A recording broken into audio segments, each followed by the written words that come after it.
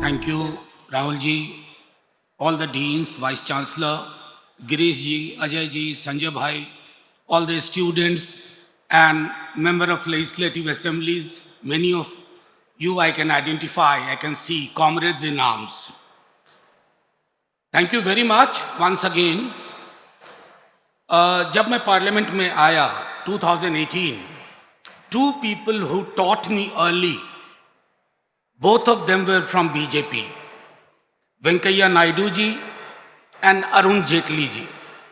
उन्होंने कहा कि तुम वेल में मत आया करो, you do your parliamentary work. और उनकी बात को मैंने सर माथे पे लिया and I followed them, except in the last session जहां मैं वेल में पहुंच गया और सस्पेंड हो गया. एनीवे, मेरे तमाम साथियों को मैंने सुना. I will keep both the languages together, Hindi and English, because I'm told there is a significant part of the audience which follows English and there is a significant part of the audience which will follow Hindi. तो मैं थोड़ा जो mail जोल का स्वभाव है हिंदुस्तान का, उसी हिसाब से अपनी बात रखूंगा. मैं एक छोटी कहानी से शुरुआत करना चाहता हूं.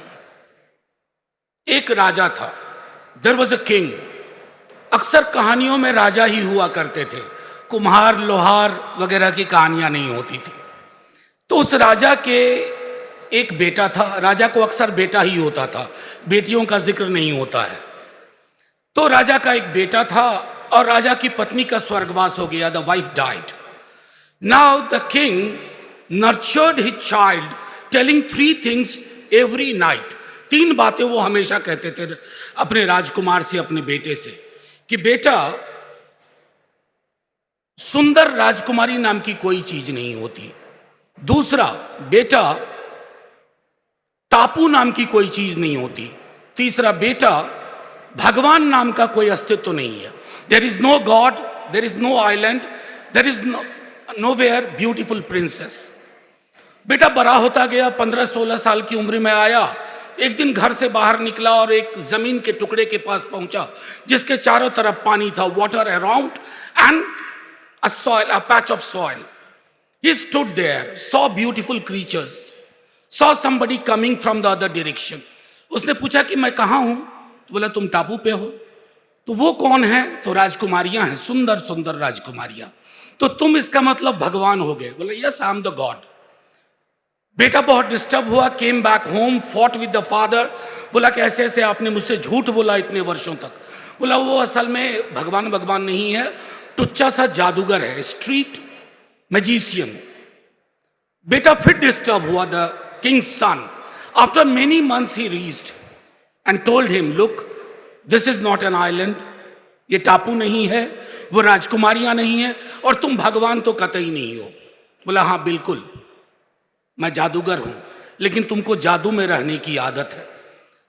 What I wish to convey, हमारी सियासी सामाजिक जिंदगी में हम एक जादूगर ढूंढते हैं और उसके मत्थे अपनी परेशानियां रिजॉल्व करने की कोशिश करते हैं. हमको आपको जादूगर नहीं चाहिए, हमें वो जादू अपने अंदर चाहिए ताकि हम समाज की हकीकत को समझ पाए. मैं, अजय भाई, संजय जी, मुझे एक चीज इंटरेस्टिंग लगी. 5 स्टूडेंट्स जिन्होंने इस विषय पे अपनी बात रखी, उसमें से 3 ने जातिगत जनगणना को खारिज किया और 2 ने जातिगत जनगणना के पक्ष में. मैं आपके समक्ष आंकड़े भी नहीं कहूंगा, मेरे बाकी साथी कह चुके हैं. I just explain certain things. मैं अपने विद्यालय का सबसे होनहार छात्र नहीं था. I was not the most intelligent boy of my school. लेकिन मेरे माता पिता यूनिवर्सिटी के शिक्षक थे. जब जब मैं गिरता था वो संभाल लेते थे. मैंने अपने घर में बचपने में इतनी किताबें देखी जितने खिलौने नहीं देखे. किताबों से मेरा राब्ता बहुत कम उम्र में शुरू हो गया. मैंने 7वीं में शरद चंद्र चट्टोपाध्याय की सारी किताबें पढ़ ली थी. लेकिन मेरे साथ मेरे दलित दोस्त थे, फर्स्ट जनरेशन लर्नर थे. उनमें से एक तो मुझे स्मरण है, वो मैथमेटिक्स में जादूगर था, वो आज चाय की टपड़ी खोल के बैठा हुआ है। और मैं यूनिवर्सिटी का शिक्षक हूं, मैं अपनी मेरिट से नहीं हूं, मैं संसाधनों की उपलब्धता की वजह से हूं। तो मेरिट और रिसोर्स के इस रिश्ते को समझना होगा। संसाधन की बहुलता आपको असफलता से निकाल लेती है, संसाधनों की अनुपलब्धता आपको असफल बना के रखती है। तो ये सफलता, असफलता, मेरिट, ये सारी ऐसी धारणाएं हैं जिनको हमें बहुत गौर से समझना होगा। दूसरी चीज मैं कहना चाहता हूं, जातिगत जनगणना की बात आज पहली बार नहीं शुरू हुई है। बाबा साहब भीमराव अंबेडकर जब एनिहिलेशन ऑफ कास्ट लिख रहे थे, लिख क्या रहे थे, वो भाषण उनको देना था, वो दे नहीं पाए, आयोजकों ने मना कर दिया, तो वो किताब की शक्ल में आ गई। वो किताब की शक्ल में आकर के ये बताने की कोशिश करती है कि ये क्यों आवश्यक है। मैं आपको एक उदाहरण दूं। कई मेरे साथी कहते हैं, मेरे अपने करीबी मित्र अलग अलग दलों के कहते हैं, इससे जातिवाद बढ़ेगा, इससे जातिवाद बढ़ेगा। मैंने पार्लियामेंट में एक सवाल किया था कि सीवर और मैनहोल की सफाई करने वाले कौन सी जाति के लोग हैं। 99% लोग, 98.99 एक जाति समुदाय से आते हैं। क्या यह जातिवाद नहीं है? इस पेशे में कोई तब्दीलियां क्यों नहीं हो रही है? यह जातिवाद हमें सुखद क्यों लगता है? इससे हम कंफर्टेबल क्यों हैं? असल में इस देश में हमें यह समझना होगा, हमें हिरार्की पसंद है, हमें सीढ़ीनुमा स्ट्रक्चर पसंद है, हमें 3 तल्ले 4 तल्ले का मकान पसंद है, और सबसे ऊपर के तल्ले पर बैठ के हम नीचे के तल्लों को देखते हैं। ये हमारे कास्ट की हिरार्की है। और जहां हिरार्की हमें नहीं दिखती है, सीढ़ीनुमा संरचना नहीं दिखती है, हम उसको कहते हैं कि ना, मजा नहीं आया, ऊपर नीचे नहीं हुआ। ये हमारे मानस में है, इसलिए हम मूर्तियां गढ़ते हैं और मूर्तियों का विसर्जन भी करते हैं। बिहार में जब कास्ट सेंसस हुआ, मैं एक छोटा उदाहरण दूंगा कि दिल्ली में एक गोष्ठी हो रही थी, उसके बाद तो कई जातियों को, जिनमें से मेरी भी एक जाति है, वो ये कह रहे हैं कि हम इतने कम नहीं हो सकते, हमें कम कर दिया गया है।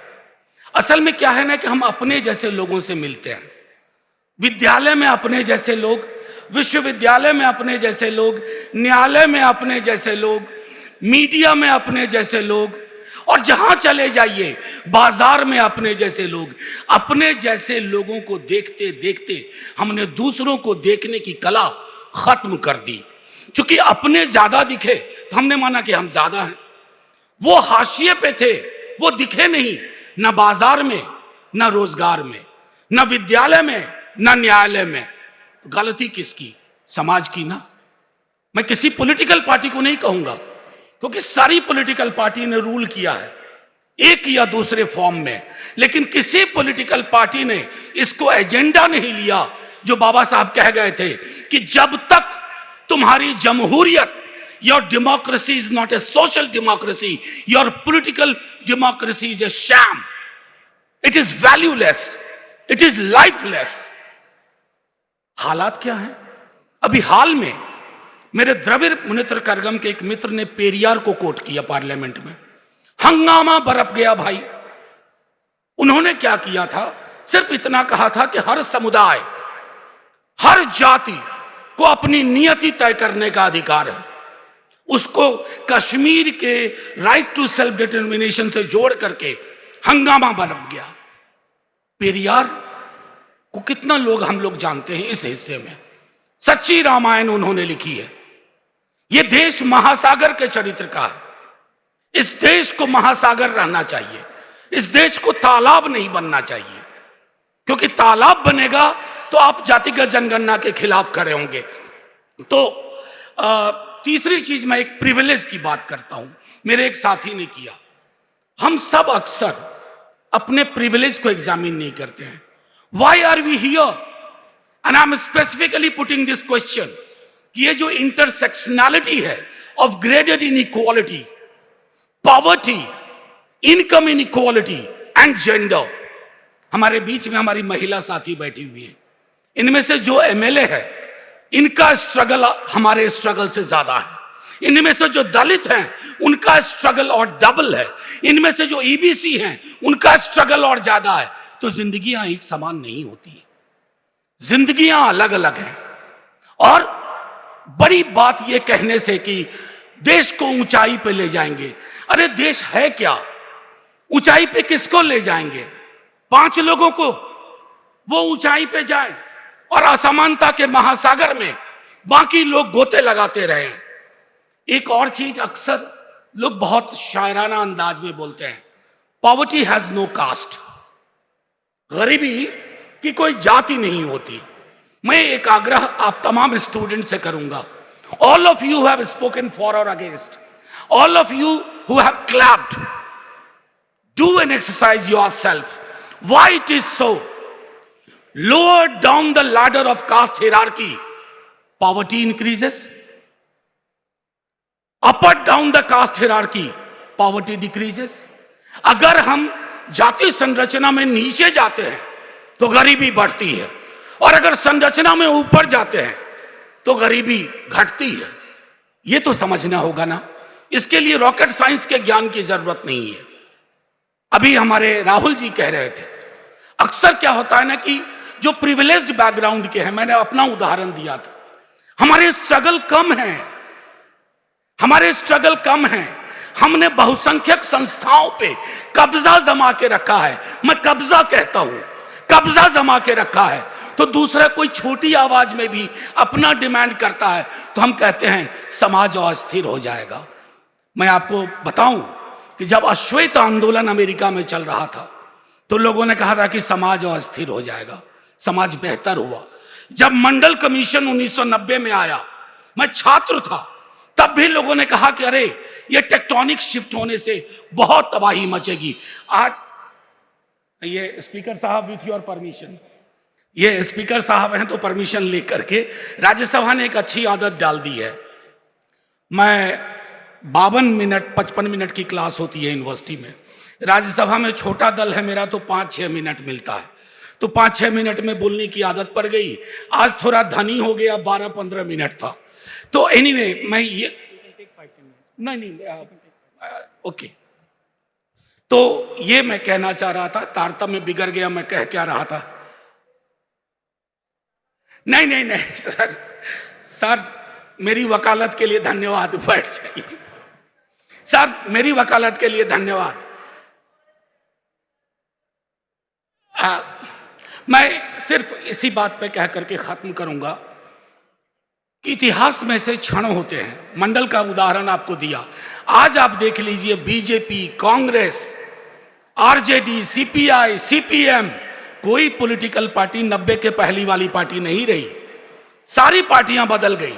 अक्सर लोग कहते थे कि फलाना क्षेत्र ये उनका क्षेत्र है, वही उनका उस जाति का क्षेत्र इसलिए था कि बाकी उस प्रक्रिया से बाहर थे। आज वो उस प्रक्रिया में अंदर आए तो वो अपना शेयर मांगेंगे। ये डेमोक्रेसी का चरित्र है, इसको स्वीकार करना होगा। इसके खिलाफ बेड़ाबंद गोलबंदी से कुछ हासिल नहीं होने वाला है। और एक अभी हाल में परसों एक किताब के विमोचन में मैं था, अनइक्वल नाम की एक किताब है, स्वाति नारायण की लिखी हुई। उस किताब को आप लोगों को, पर्टिकुलरली मैं स्टूडेंट से और अपने फेलो आमदार खासदार लोगों से कहूंगा, उस किताब को पढ़िए।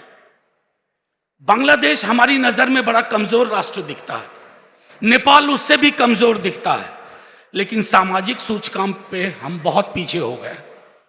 बांग्लादेश और नेपाल, ये दोनों देश हमसे बहुत आगे निकल गए।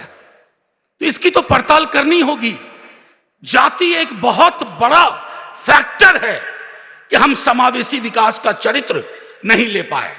और आखिर में कितनी बातें थी, गड्ढमड हो रही हैं। आखिर में मैं एक सामाजिक सहिष्णुता भी बेहद आवश्यक है। मैं एक उदाहरण देके कहता हूं।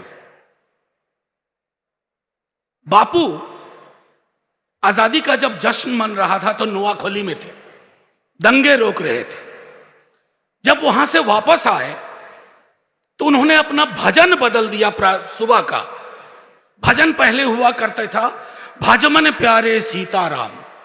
उन्होंने आके बदल दिया, भजमन प्यारे कृष्ण करीम, भजमन प्यारे राम रहीम। आज हमारे बीच में ऐसा कोई नहीं है जो ये भजन गुनगुना सके। हमने बड़ी ऊंची दीवारें खड़ी कर दी हैं और ये दीवारें, माफ कीजिएगा, ये दीवारें चुभेंगी, ताली बजाने वालों को भी चुभेंगी, गाली सुनने वालों को भी चुभेंगी। और आखिर में हमारे स्पीकर साहब ने अपनी बातचीत में कहा था, तो मैं एक कविता से खत्म करूंगा। बड़ी प्यारी कविता है और उसके एक हिस्से को ही सुनाऊंगा। एक मिनट, टेक्नोलॉजी धोखा दे जाती है।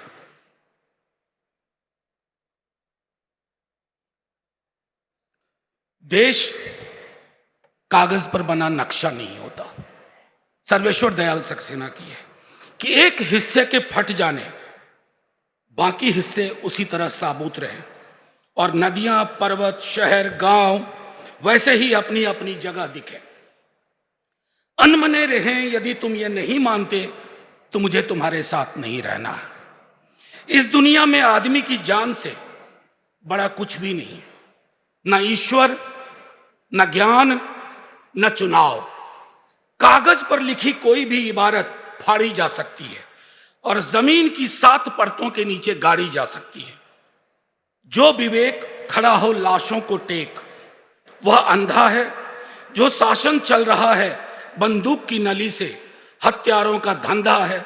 यदि तुम ये नहीं मानते तो मुझे तुम्हारे साथ एक क्षण भी नहीं रहना है। याद रखो, एक बच्चे की हत्या, एक औरत की मौत, एक आदमी का गोलियों से चिथड़ा तन किसी शासन का नहीं, संपूर्ण राष्ट्र का है पतन। मैं यहीं खत्म करूंगा। एक बार अपने दायरे से निकल करके हम सब सोचें कि हमारी आज तक के फलसफे में 75 से 80% की आबादी का जिक्र सिर्फ गाहे बगाहे क्यों होता है। और आखिर में अगर काबा का रुख भी जानिबे मैखाना हो जाए, मेरी सजदा लर्जी से मस्ताना हो जाए। जय Hind. Thank you MIT for calling me. Thank you all for patiently listening to me. Jai Hind.